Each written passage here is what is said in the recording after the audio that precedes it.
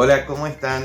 Hola a todos, es un gusto saludarlos. Hemos estado hablando acerca de las mamás, acerca de las familias y seguramente muchos de nosotros estamos agradecidos a Dios por la mamá que Él nos regaló, por la familia que Él nos regaló.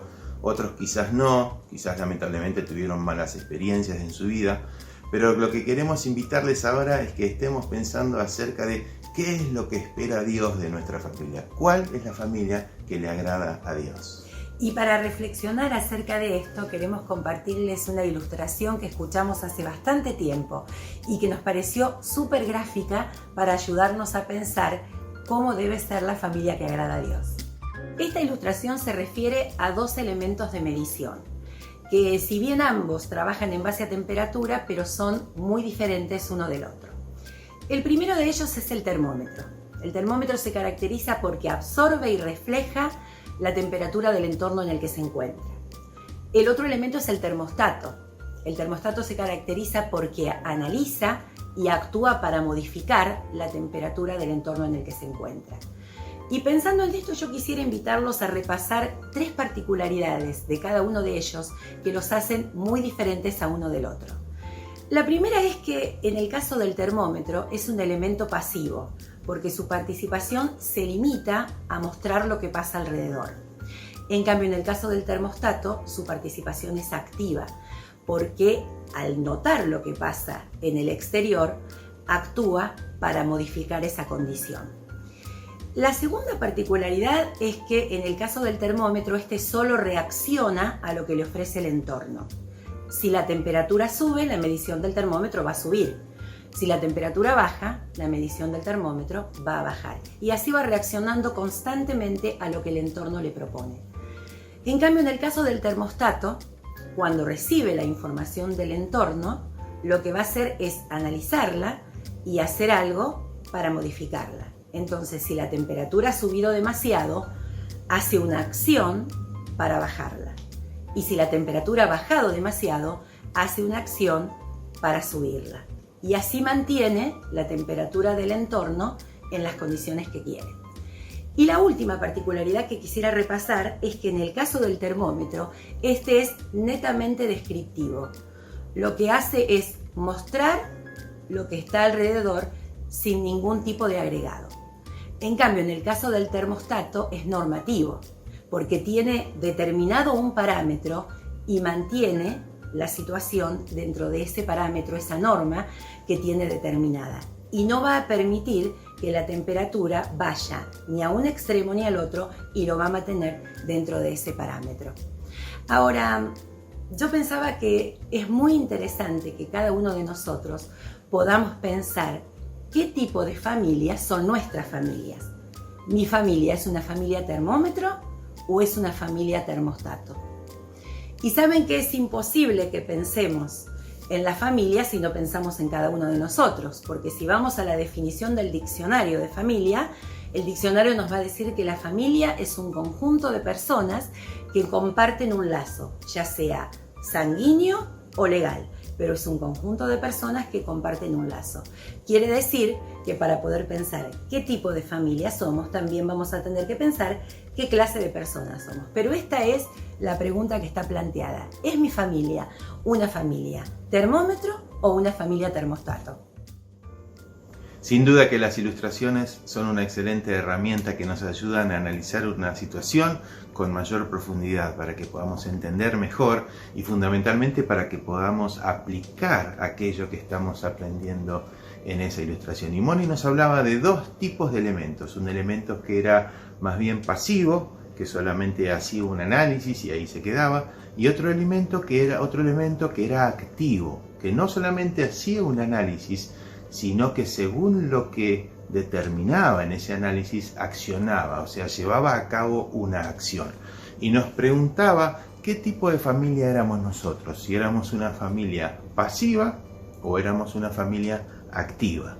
Y cada uno de nosotros puede tener nuestra propia idea de lo que tiene que ser nuestra familia y nuestros propios conceptos y nuestras propias conclusiones, pero lo que realmente importa no es lo que nosotros pensamos, sino que es lo que Dios piensa, porque nosotros podemos tener las mejores ideas según nuestra cabeza, pero quien realmente sabe qué es lo mejor para nosotros es Dios. Por eso nosotros necesitamos ir a la Biblia y necesitamos estudiar qué espera Él de nosotros, qué espera Él de nuestras familias. Y Moni decía que una familia es un conjunto de personas, o sea que aquello que las personas son es lo que la familia va a hacer. Entonces, ¿qué espera Dios de nosotros como personas? ¿Qué es lo que Él nos enseña? ¿Qué es lo que Él quiere que nosotros seamos? Y la Biblia está llena de instrucciones que Dios nos da, no porque es un Dios dictador que se le ocurren esas cosas, sino porque Él en su sabiduría inmensa sabe qué es lo mejor para nosotros. Por eso yo quiero invitarlos a que podamos analizar ciertos pasajes de la Biblia y entre todos podamos sacar conclusiones acerca de qué tipo de familia, por ende qué tipo de persona Dios espera que nosotros seamos.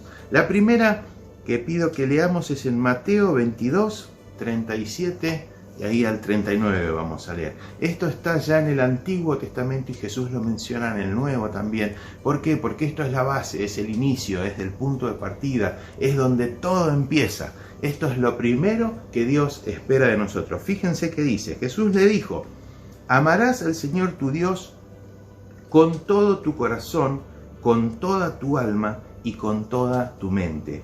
Este es el primero y grande mandamiento. O sea, acá empieza todo. No vale que hagamos ninguna otra cosa si no amamos a Dios. Lo que Dios espera de nosotros en primer lugar es que lo amemos, que Él sea lo primero, que sea lo más importante, que sea nuestro Señor, que sea nuestro objetivo, que sea lo que para nosotros es más importante en la vida. Y Él sigue diciendo después, el segundo es semejante, dice a este primero, en el versículo 39, amarás a tu prójimo como a ti mismo. Y acá vemos que ya no es algo solamente que se va a manifestar hacia Dios, sino que se va a manifestar también hacia las personas que tenemos alrededor. La Biblia también enseña que es muy difícil que nosotros digamos que amamos a Dios, a quien no vemos, cuando no amamos a nuestro semejante, que es a quien vemos. Entonces, una de las excelentes formas que tenemos para comprobar si nosotros amamos a Dios es si nosotros estamos amando a nuestros semejantes. Ese es el punto de partida para saber qué es lo que Dios espera, qué espera de nosotros como personas, qué espera de nosotros como familia. Pero vamos a seguir avanzando porque la palabra de Dios está llena de este tipo de instrucciones de parte de Dios para nosotros. Fíjense en Mateo 5, a partir del versículo 13. Esto ya empieza a aclarar, digamos así, con mayor profundidad qué tipo de familia o qué tipo de persona Dios espera de nosotros. Si Dios espera que seamos pasivos, que estamos ahí analizando, o que seamos activos, que actuemos. Y fíjense lo que dice, versículo 13. Vosotros sois la sal de la tierra, pero si la sal se desvaneciere, ¿con qué será salada? No sirve más para nada, sino para ser echada fuera y hollada por los hombres. Versículo 14. Vosotros sois la luz del mundo. Una ciudad asentada sobre un monte no se puede esconder. Ni se enciende una luz y se pone debajo del almud, sino sobre un candelero, y alumbra a todos los que están en casa. Así alumbre vuestra luz delante de los hombres, para que vean vuestras buenas obras y glorifiquen a vuestro Padre que está en los cielos. Es bastante claro en este pasaje que con seguridad no tenemos que ser pasivos, que con seguridad no tenemos que ser, que bueno, sí, ahí hacemos el análisis, sino que Dios espera que iluminemos, pero no que iluminemos de nuestra luz, no que iluminemos de nuestras ideas, sino que iluminemos con la luz de Dios, con la única que vale, que salemos, que demos sabor a este mundo desde el punto de vista de Dios, desde lo que Dios quiere que seamos y no desde lo que nosotros queremos ser. Seguimos, otros pasajes más en profundidad. Santiago 3:17, fíjense, pero la sabiduría que es de lo alto es primeramente pura, después pacífica, amable, benigna, llena de misericordia y de buenos frutos, sin incertidumbre ni hipocresía. Qué versículo este, ¿eh? Fíjense todo lo que Dios espera de nosotros. O sea, si tenemos la sabiduría de Dios, espera que sea pura, que sea pacífica. Bienaventurados los pacificadores, dijo Jesús, amable, benigna, llena de misericordia y de buenos frutos. Eso espera Dios de nosotros. Eso es lo que Dios espera de una familia cristiana. Seguimos, Hechos 20:35. En todo os he enseñado que trabajando así se debe ayudar a los necesitados y recordar las palabras del Señor Jesús, que dijo, más bienaventurado es dar que recibir. Acá hay dos cosas que son fundamentales. En primer lugar, tiene que ver con que Dios nos desafía a que no solamente trabajemos para nosotros. Acá está hablando del trabajo que hacemos con nuestras manos, del trabajo secular, que uno dice, estoy trabajando en esto, estoy trabajando en lo otro. Dios dice, tenés que esforzarte en ese trabajo, no solo para proveer para tu casa, sino para ayudar también a los que tienen necesidad. Fíjense si no tenemos que ser activos. Ahora, este versículo no termina acá. Dice, recordad las palabras del Señor Jesús que dijo, más bienaventurado es dar que recibir. ¿Realmente creo que es más bienaventurado dar que recibir? ¿Es algo que practico? ¿Es algo que intencionalmente busco? Fíjense, seguimos. Y hay muchos más, vamos a leer solo algunos pocos. Lucas 6, 29 al 31, dice así, al que te hiera en una mejilla, preséntale también la otra, y al que te quite la capa, ni aun la túnica le niegues. A cualquiera que te pida, dale, y al que tome lo que es tuyo, no pidas que te lo devuelva. Y como queréis que hagan los hombres con vosotros, así también haced vosotros con ellos.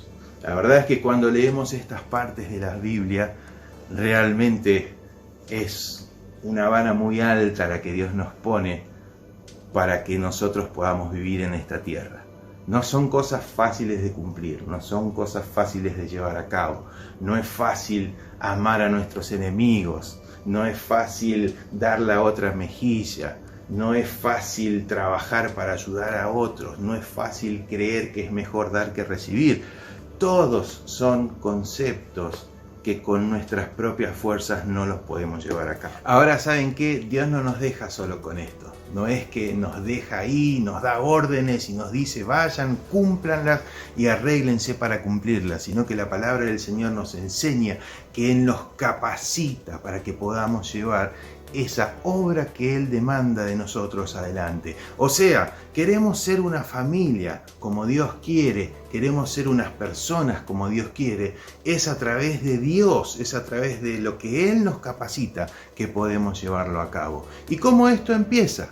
Empieza en un punto inicial que es haber creído que somos pecadores, haber creído que Jesús pagó por nuestros pecados, haber creído que la única forma de comunicarnos con Dios y de poder tener relación con Él para que Él nos capacite a llevar esa vida que Él espera de nosotros adelante es únicamente a través de Jesús. Mucha gente piensa que puede elegir cómo relacionarse con Dios y que a mí me parece que es así y que al otro le parece que es de otra forma, pero ¿saben qué?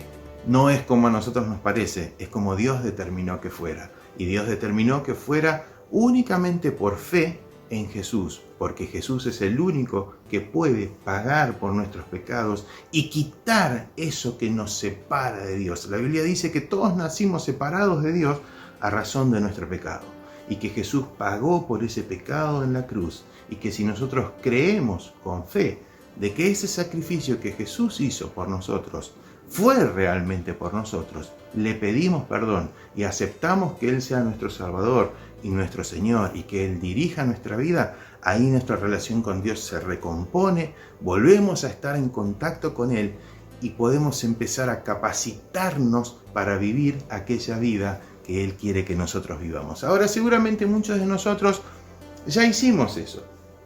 Ya creímos en Jesús como nuestro Salvador, ya nos arrepentimos de nuestros pecados, ya creemos que la única forma de relacionarnos con Dios es a través de Jesús, pero aún así nos damos cuenta que no siempre es fácil cumplir con estos preceptos. Tenemos ganas, tenemos intenciones, pero muchas veces nos damos cuenta que nos cuesta, que nos equivocamos, que la erramos del blanco, que no lo hacemos exactamente como Dios quiere. Entonces es cuando necesitamos empezar a analizarnos y decir, ¿por qué me está costando tanto esto? ¿Por qué esto que Dios me pide me cuesta tanto? Quizás hay cosas que no nos cuestan tanto, pero otras sí nos cuestan. ¿Saben qué? La Biblia dice que así como nosotros empezamos con fe nuestra relación con Dios, a través de la fe, también es a través de la fe que lo tenemos que seguir. Y probablemente lo que puede estar pasando es que aquellas cosas con las que nosotros estamos luchando diariamente y nos cuesta vencer, es porque aún no hemos permitido que el Espíritu Santo nos controle. El Señor dijo, Jesús dijo cuando estaba acá en la tierra, que cuando Él se iba a enviarnos al Consolador para que Él nos capacite para vivir esa vida que Dios quiere. Probablemente en esas áreas todavía seguimos peleando con nuestras fuerzas. No estamos permitiendo que Él nos capacite para vivir como Dios quiere. Y probablemente no lo estamos haciendo porque sí creemos en Jesús, sí creemos en Dios, sí queremos ser buenos cristianos, pero hay ciertos conceptos que Jesús nos enseñó, que Dios nos demanda, que nos es difícil de creer. No que nos es difícil de cumplir, sino que nos es difícil de creer. ¿Y por qué esto es importante? Porque nosotros tendemos a hacer aquello en lo que creemos. Entonces, quizás en aquellas cosas que nos cueste cumplir, tenemos que preguntarnos, ¿por qué me cuesta tanto cumplirlo? ¿Será que yo realmente lo estoy creyendo? ¿Yo realmente creo que tengo que trabajar para ayudar a otro? ¿Yo realmente creo que es mejor dar que recibir? ¿Yo realmente creo que tengo que ser luz y tengo que ser sal en esta tierra?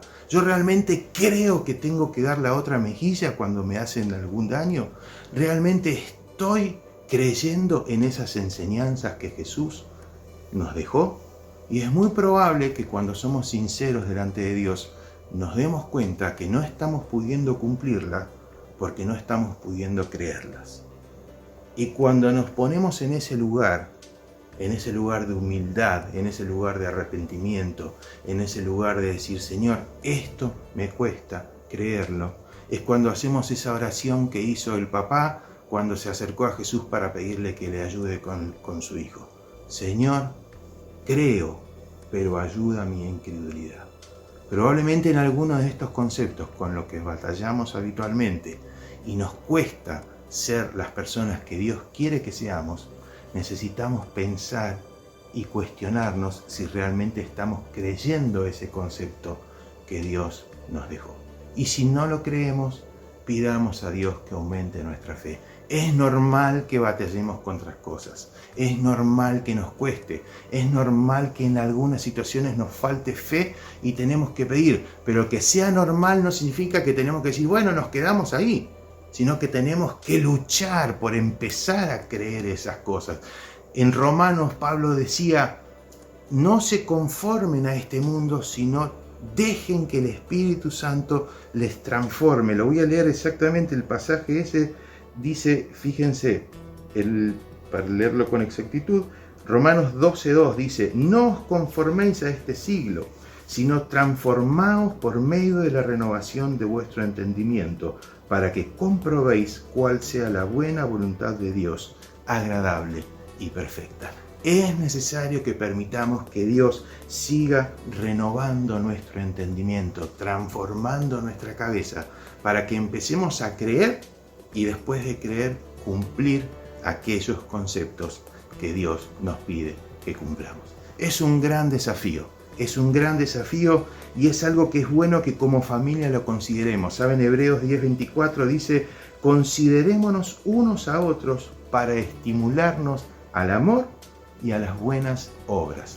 Qué bueno sería que nosotros como familia nos consideremos unos a otros y nos animemos unos a otros para amar más al Señor, para amar más su palabra, para dedicar más tiempo a perfeccionarnos, a pasar tiempo con Él, a permitir que su Espíritu nos llene, a pasar tiempos de oración, a pasar tiempos de lectura de su palabra, que como familia nos podamos animar unos a otros a hacerlo y como familia de la iglesia también nos podamos animar. Saben, si nos ponemos esos objetivos santos, esos objetivos que Dios quiere que tengamos, es la única forma que vamos a poder ser aquellas personas, aquellas familias y aquellas iglesias que Dios quiere y demanda y espera que seamos. Una familia, una iglesia, una persona como Dios quiere.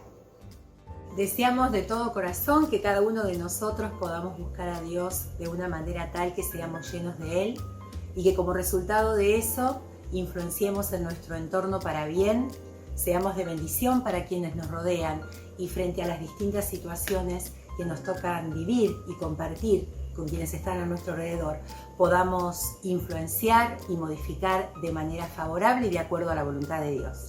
Que el Señor nos ayude en esta nueva semana que estamos empezando a poder llevar este gran desafío a la práctica. Que Dios nos bendiga a todos. Muchas gracias.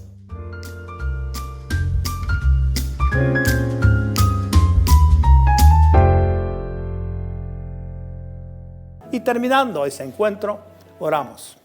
Señor, gracias te damos por este día domingo en el cual recordamos, conmemoramos el Día de la Madre.